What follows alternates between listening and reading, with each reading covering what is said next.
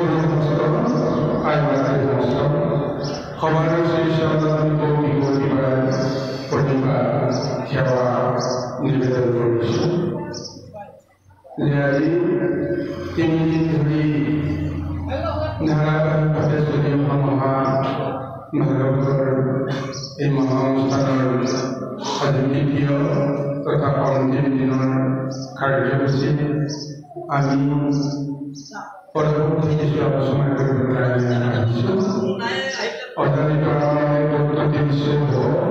সমস্ত প্ৰকৃতিভাৱে মাৰ্জনা কৰিব এয়াই সভাৰ শ্ৰীশ্বৰৰ আমাৰ কোটি কোটি নিবেদন।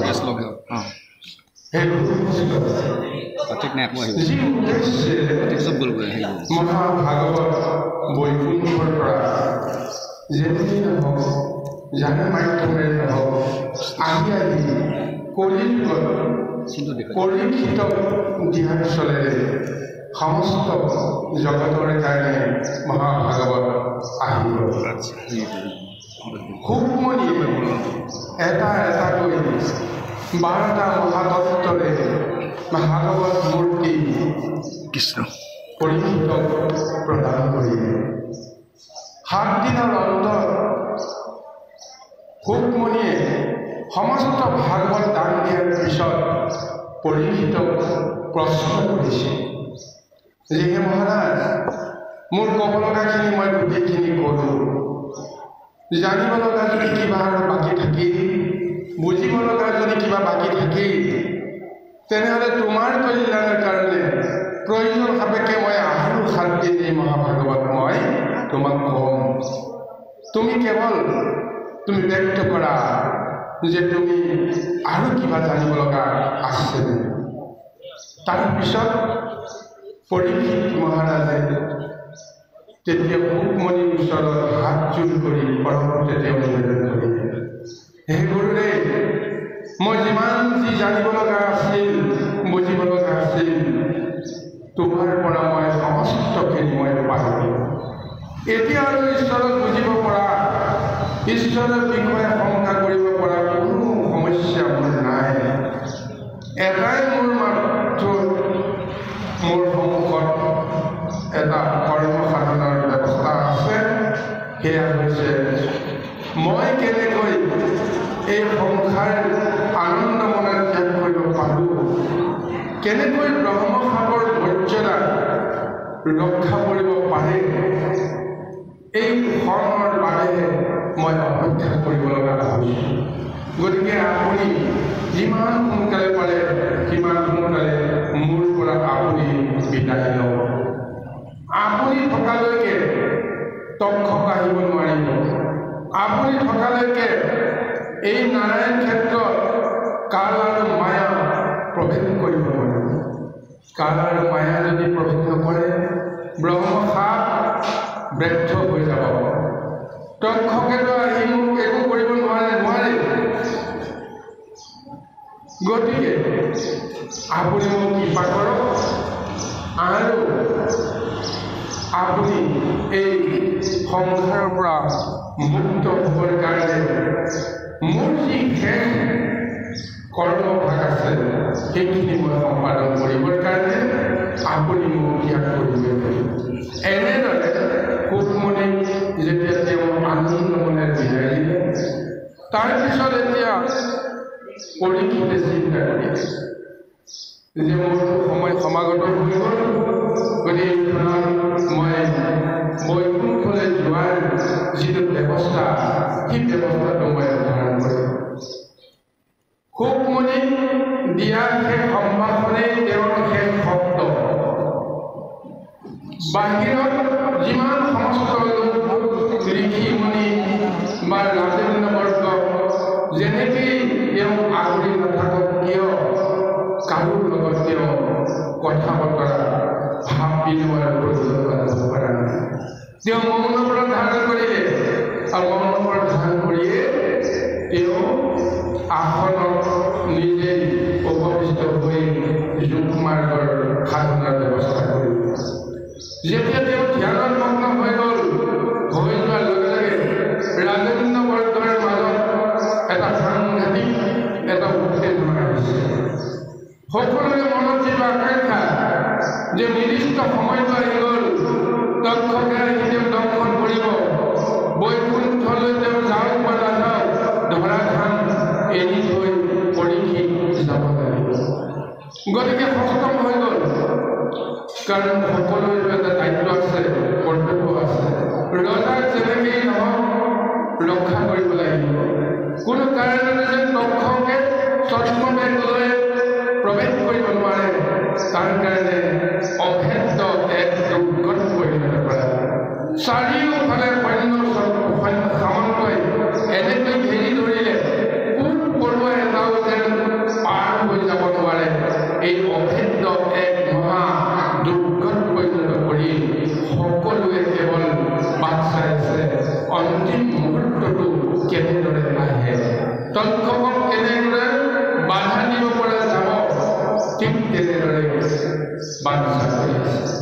ইফালে ধ্যানত মগ্ন হৈ আছে পৰীক্ষিত, আৰু তেওঁ ব্ৰহ্মৰ সমাধি ধাৰণ কৰি ব্ৰহ্মৰ লগত তেওঁ সম্বন্ধ কৰি আছে। বাহিৰৰ জগতত কি হৈ আছে তেওঁৰ ভূক্ষেপ নাই। অন্যভাৱে নিৰ্দিষ্ট এটা সন বুজি দক্ষক আহি গৈ আছে, নিজৰ ৰূপেৰে আহিছে যদিও তেওঁ চিন্তা কৰিছে যে মই এই ৰূপেৰে গৈতো এই দুৰ্ভেদ্য অভেদ্য দুৰ্গত মই প্ৰৱেশ কৰিব। গতিকে যদি মই সেই দুৰ্গত প্ৰৱেশ কৰিব লাগিব, কি ৰূপে পাৰিম? তেওঁ যেতিয়া চিন্তা কৰি উপায় উলিয়ায় যে পৰীক্ষিতৰ ওচৰলৈ কেৱল ব্ৰাহ্মণসকলৰহে অনুমতি আছে, ব্ৰাহ্মণসকলৰ বাহিৰে কোনেও তেওঁৰ ওচৰত প্ৰৱেশ কৰিব নোৱাৰে।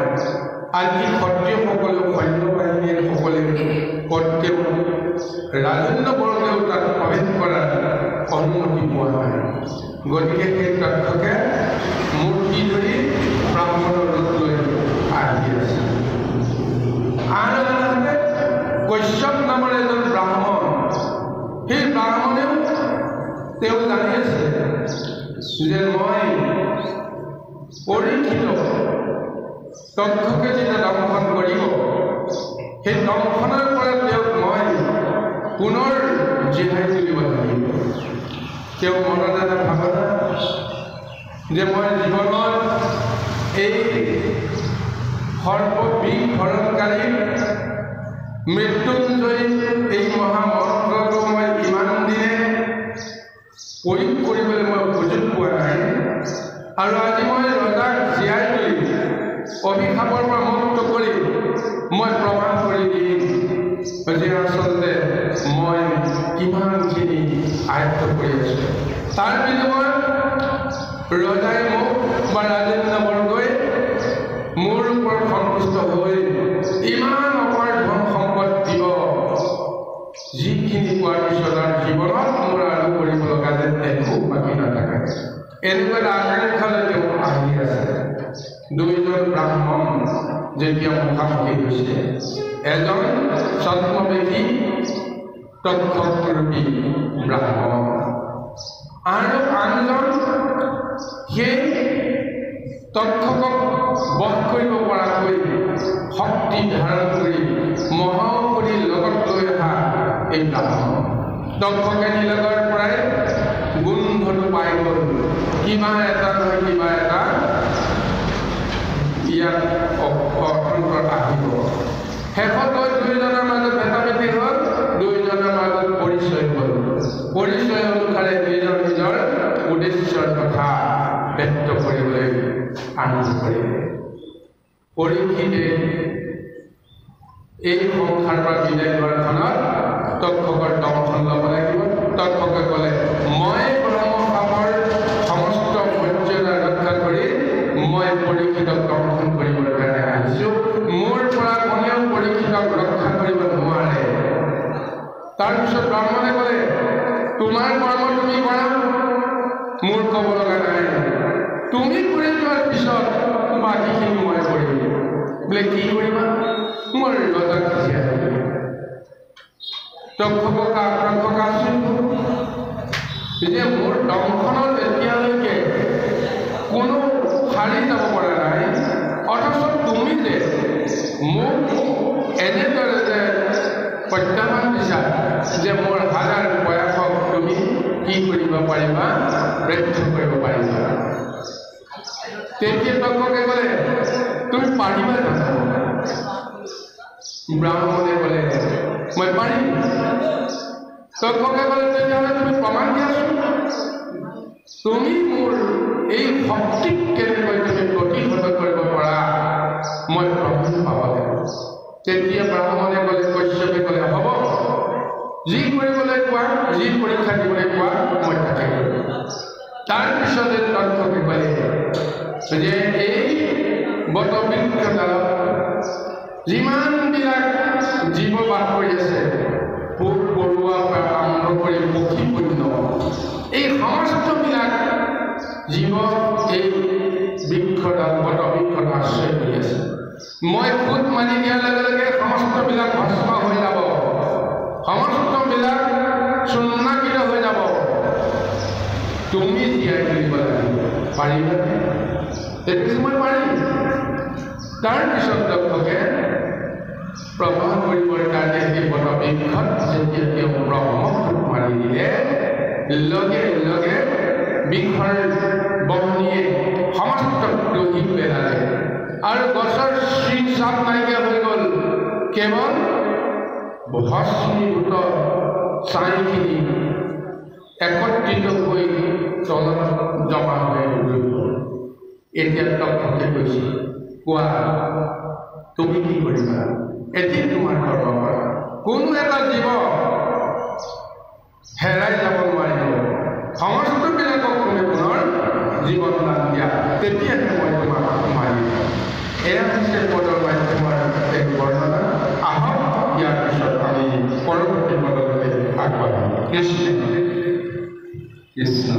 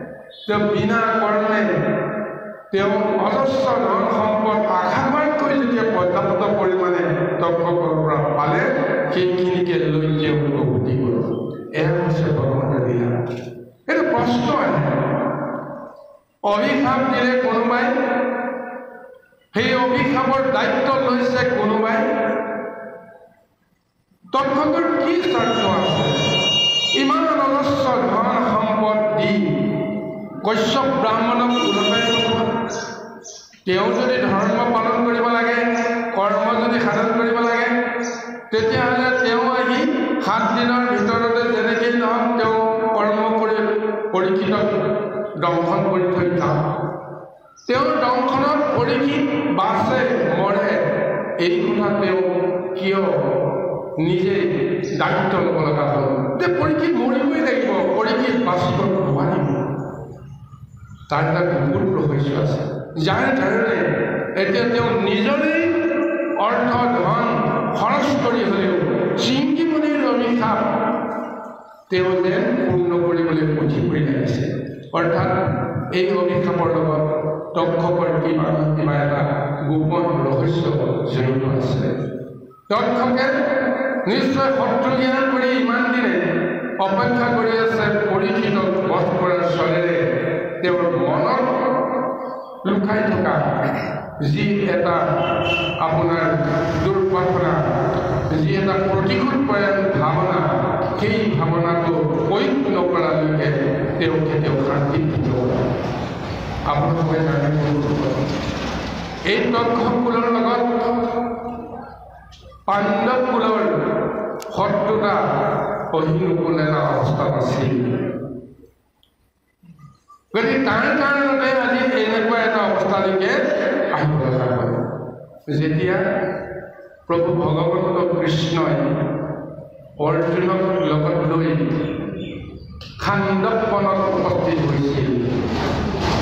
খাণ্ডৱ বনত উপস্থিত হোৱাৰ এটাই কাৰণ, যেতিয়া জতুগৃহৰ পৰা ৰক্ষা পৰি যেনেকেই নহওক ছদ্মাবেশ কৰি ক'ৰবাত লুকাই থকাৰ পিছত যেতিয়া দ্ৰৌপদ নন্দিনী দ্ৰৌপদী স্বয়ম্বৰ জৰিয়তে ব্ৰাহ্মণ ৰূপী অৰ্জুনে যেতিয়া জয় কৰিলে, তাৰ পিছতে তেওঁলোকৰ পৰিচয়টো ওলাই গ'ল যে পঞ্চপাণ্ডৱ মৰা নাই, পঞ্চপাণ্ডৱ জীয়াই আছে। গতিকে তেওঁলোকক পুনৰ হস্তিনাপুৰলৈ নি তেওঁলোকক ৰাজ্যভাৰ দিব লাগিব বা তেওঁলোকৰ সম্পত্তি তেওঁলোকক প্ৰদান কৰিব লাগিব। কিন্তু দুৰ্যোধনে কোনো কাৰণতে মানি ল'ব পৰা নাছিল, সম্পত্তিও দিবলৈ বিচৰা নাছিল আৰু তেওঁলোকক জীয়াই থকাটো বিচৰা নাছিল। কিন্তু ধৰ্মসভাত আলোচনা হৈ এটা সিদ্ধান্ত হৈ গ'ল, যদি নহওক একেলগে থাকিব নোৱাৰিলেও তেওঁলোকক ভাগ কৰি হ'লেও এটা ঠাইত দিব লাগিব। আৰু শেষত দুৰ্গম এক মহাঠাই সৰ্ব ৰাজ্য, বহুত দানৱৰ ৰাজ্য, সেই ৰাজ্যখনেই হৈছে খাণ্ডৱ বন। খাণ্ডৱ বনতে এই পঞ্চপাণ্ডৱৰ কাৰণে থকাৰ কাৰণে সুযোগৰ কাৰণে তেওঁলোকক দি দিয়ে। প্ৰথমতে পঞ্চপাণ্ডৱে ভাবিব পৰা নাছিল অত্যন্ত ঘন অৰণ্যৰ মাজত আমি কেনেকৈ বসবাস কৰিম। কৃষ্ণই ইংগিত দি ক'লে যে হ'ব, যি দিছে তাকে তুমি মানি লোৱা, বাকীখিনি মোৰ ওচৰত। আৰু সেই খাণ্ডৱ বনত অৰ্জুন আৰু কৃষ্ণ যেতিয়া প্ৰৱেশ কৰিছিল, অৰ্জুনে একো বুজিব পৰা নাই, কিন্তু কৃষ্ণই মহালীলা কৰি কৈছে যে এই খাণ্ডৱ বন এতিয়া পুৰি পৰিষ্কাৰ কৰিব লাগিব, ইয়াতে নগৰ পাতিব লাগিব, ঘৰ সাজিব লাগিব। তাৰ কাৰণে এই কৰ্মটো কৰিলে। কৃষ্ণ উদ্দেশ্য আছিল বেলেগ, কিন্তু অৰ্জুনে বুজি নাপায় যে এই তক্ষক ৰাজ্যত এটা অৰ্জুন এটা ইংগিত দিলে যে ইয়াত মায়াবী ৰাক্ষসৰ ৰাজ্য চলি আছে। এই মায়াবী সত্তাবিলাকক খাণ্ডৱ বন দাহনৰ জৰিয়তে সকলোকে মাৰি পেলাব লাগিব, বধ কৰিব লাগিব, তেতিয়াহে বসবাসৰ উপযোগী হ'ব। গতিকে তুমি অগ্নি দান কৰা আৰু চাৰিওফালে গান্ধীবৰ শক্তিৰে তুমি পহৰা দিয়া, ইয়াৰ পৰা এটা প্ৰাণীও যেন পলাই সাৰিব নোৱাৰে। আৰু কৃষ্ণৰ কথা মতে যেতিয়া খাণ্ডৱ বন দান কৰি দিলে, লগে লগে তাত থকা সৰ্প জাতি পুৰি ভস্মীভূত হ'বলৈ আৰম্ভ কৰিছে। আৰু উপায়ন্তৰ হৈ এটা সময়ত তক্ষকৰ পিতৃও তক্ষকৰ মাতৃও সেই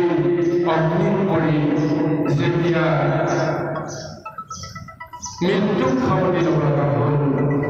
আৰু সেই ক্ষণত ঈশ্বৰৰ কি মহিমা, ঈশ্বৰৰ কি লীলা যে সেই দৰ্শকৰ মাতৃ পিতৃ সমস্তবিলাক চকুৰ আগতে মৃত্যু হ'ল, কিন্তু দৰ্শক সৌভাগ্যক্ৰমে ৰক্ষা পৰিল।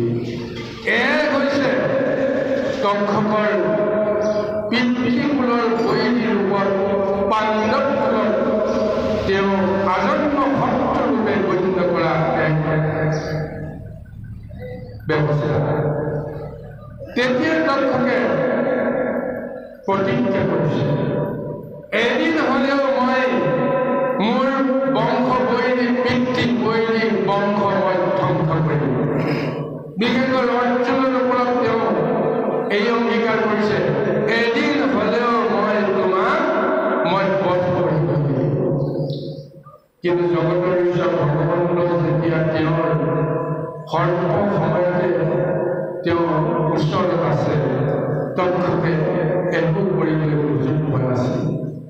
আৰু সৰ্বশেষত কুৰুক্ষেত্ৰ মহাযুদ্ধ চলি থকাৰ সময়ত তেওঁ এটা ৰাস্তা বিচাৰি পালে, অৰ্জুনক যদি মই বধ কৰিব লগা হয় মইতো নোৱাৰোঁ, কিন্তু মই কাৰোবাৰ সহায় ল'ব লাগিব। সেইজন চিনাক্ত কৰিলে, মহাৰথী কৰ্ণৰ বাহিৰে আন কোনো নাই যিজনে অৰ্জুনক বধ কৰিব। আৰু সেই অৰ্জুনক বধ কৰিবৰ কাৰণে মহাৰথী কৰ্ণও হয়তো সমৰ্থ নহ'ব, কাৰণ কৃষ্ণ আছে তেওঁৰ সাৰথী। গতিকে তেওঁ অংগীকাৰ কৰিলে, মই যদি কৰ্ণৰ লগত যদি যুদ্ধ হৈ যাওঁ, তেওঁলোকৰ মাজত এনেকুৱা এটা ব্যৱস্থা লগাইছে, এইখন সংসাৰত হয় কৰ্ণ জীয়াই থাকিব, নহয় অৰ্জুন জীয়াই থাকিব। মাতৃ কুন্তীকো কৰ্ণই গোপনে বাক্য দি দিয়া কথাটো জানিছে বহুজনে, যে তোমাৰ বংশ পাণ্ডৱ সুৰক্ষিত থাকিব, 4 ভাই সুৰক্ষিত থাকিব, তাৰ ভিতৰত অৰ্জুন আৰু মই দুজনৰ ভিতৰত কোনোবাই অৰ্থাৎ অংগীকাৰ কৰিলে অৰ্জুন কিমান শত্ৰু হ'ব পাৰে কৰ্ণৰ বাবে। গতিকে কৰ্ণৰ ওচৰত তেওঁ শৰণাপন্ন হৈ ক'লে, তুমি আৰু মই যদি লগ লাগো অৰ্জুনক কোনেও ৰক্ষা কৰিব নোৱাৰে। সৰ্বশেষত কিবা এটা বাক্যকৰ কৰ্ণই ভাবিলে, ঠিক আছে, তুমি যেতিয়া মোক এনেদৰে কাকো দোকান কৰিছা, তেতিয়াহ'লে মই তোমাৰ এটা বাক্য মই এবাৰ ব্যৱস্থা কৰিম। লগে লগে কৰ্ণৰ টোলত সোমাই গ'ল তক্ষক আৰু গান্ধীবৰ মহাশক্তি লৈ যেতিয়া ব্ৰহ্মবাণ অৰ্জুনৰ ফাললৈ আগুৱাই দিছে, জগতৰ হৰি প্ৰভু ভগৱন্ত কৃষ্ণই জানিছে যে এই প্ৰাণঘাতী অস্ত্ৰ বাধা দিয়াৰ শক্তি মোৰো নাই। গতিকে তেওঁ অৰ্জুনক কৈছে, হে সখী, তুমি মোৰটো চপৰাই দিয়া। অৰ্জুনে কৈছে, কিয়? মই সাহসেৰে যুদ্ধ কৰিছোঁ, বীৰত্বৰে যুদ্ধ কৰিছোঁ, শত্ৰু পক্ষত প্ৰতিহত কৰিব পৰা শক্তি মোৰ আছে, মই কিয় মোৰ চপৰাম? তেতিয়া উপায়ন্তৰ হৈ কৃষ্ণই ক'লে, তোমাক আমি এইখনত বুজাই লাভ নাই। লগে লগে তেওঁৰ ৰথখনকেই তেওঁ নমাই দিয়াৰ কাৰণতে অৰ্জুন কৰ্ণৰ পৰা ওলাই অহা তক্ষকৰ শক্তিৰে পুষ্ট সেই বাণ অৰ্জুনৰ মূৰৰ ওপৰেদি পাৰ হৈ গৈছে। তেতিয়া তক্ষক হতাশ হৈ গ'ল যে মই যিটো আশা কৰিছিলোঁ সেইটো নহ'ল। তাৰপিছত তেওঁ কৰ্ণৰ ওচৰত আকৌ কৈছে যে এইবাৰ কোনো কাৰণতে ব্যৰ্থ হ'ব নিদিওঁ, তুমি আৰু এবাৰ কিবা কৰা। তেতিয়া কৰ্ণই তেওঁক তিৰস্কাৰ কৰি গৈছে, তুমি এই মুহূৰ্ততে মোৰ ওচৰৰ পৰা আঁতৰি যোৱা, নহ'লে মোৰ শৰাঘাততে তোমাৰ প্ৰাণ নাশ হৈ যাব। গতিকে তক্ষক মৃত্যু হৈ আছে আৰু সুযোগ লৈ আছিল, কোনদিনাখন মই অৰ্জুনৰ সুযোগ পাওঁ মই সিদিনাখনেই অৰ্জুনক বধ কৰিম। কিন্তু তেওঁ সমৰ্থন নহ'ল। পঞ্চ পাণ্ডৱ গুচি গ'ল। পৰীক্ষিত যাব। তেতিয়াই প্ৰতিশোধৰ দ্বাৰা পুনৰ পৰীক্ষিতলৈকে আহিল, পাণ্ডৱ কুললৈকে আহিল। এদিন হ'লেও পিতৃ বৈৰী বংশ ধ্বংস কৰিবৰ কাৰণে মই সাধু কৰি দিব লাগিব। গতিকে সেয়াই হৈছে ভগৱন্তৰ মহালীলা। আজি দক্ষ আৰু ঋষিখা একত্ৰিত হৈছে। এতিয়া ঋষিখাপেও একো কৰিব নোৱাৰে, বুজি পাই গ'ল দক্ষকে। কিন্তু তথাপিও প্ৰতিশোধৰ জ্বালা যেতিয়া হৃদয়ত আছে, তেওঁ সেইকাৰণে কৈছে, যেনেকেই নহওক তুমি অৰ্থৰ কাৰণে, ধনৰ কাৰণে তুমি ৰজাক জীয়াব পাৰিছা, যিমান ধন লাগে মই তোমাক তাতকৈ বহুত বেছি দিম, তুমি বুজি চাওঁ। এবাৰ যদি প্ৰতিশোধৰ জ্বালা কাৰোবাৰ অন্তৰত জাগ্ৰত হয়, সেই প্ৰতিশোধ জন্ম জন্মান্তৰলৈকে যে কেনেকৈ ব্যাপ্ত হৈ যায়, বংশগতভাৱে সেই প্ৰতিশোধৰ দাবানল চলি থাকে। তাৰ ভয়ংকৰ বৰ্ণনা কশ্যপ বা তক্ষকৰ বংশ আৰু পাণ্ডৱ বংশৰ মাজত এই মহাভাৰত। এইকাৰণে দক্ষকে নিজৰ শক্তিৰে সমস্ত খিনি কৰিবৰ কাৰণে প্ৰযত্ন কৰিছে। এয়া হৈছে ভগৱন্তৰ লীলা। যি কি নহওক, এতিয়া কশ্যপ ব্ৰাহ্মণ গুচি গ'ল, দক্ষকৰ এতিয়া নিজৰ দায়িত্ব আহিব। মই কেনেকৈ অভেদ্য দুৰ্গ পাৰ হৈ মই পৰীক্ষিতক দংশন কৰি পৰীক্ষিতক কেনেকৈ মই মাৰি পেলাম, তাৰ কাৰণত এতিয়া কি বুদ্ধি কৰি পৰীক্ষিত ওচৰলৈ আহে, আমি পৰৱৰ্তী পদৰ মাজে বিচাৰি সকলো আহক। ঐ